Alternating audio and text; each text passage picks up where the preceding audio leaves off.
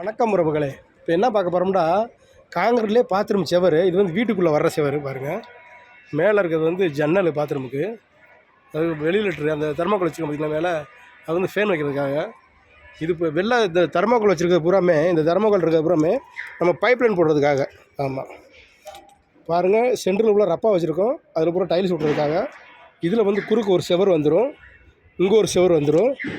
ஆமாம், இது வந்து பாத்ரூமு, இது வந்து டாய்லெட் ஷவர்.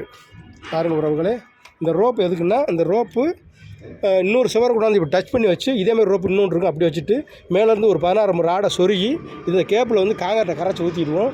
அப்போ செட் ஆயிரும், அங்கிட்டு இழுவை இல்லாமல் இருக்கும். அது எந்த செவர்னு பார்த்தீங்கன்னா, இங்கே பாருங்கள், போய் தண்ணி போட்டு நினச்சி வச்சுருக்கோமா, நூல் சாக்கு போட்டு, இந்த செவர் தான் பாருங்கள்.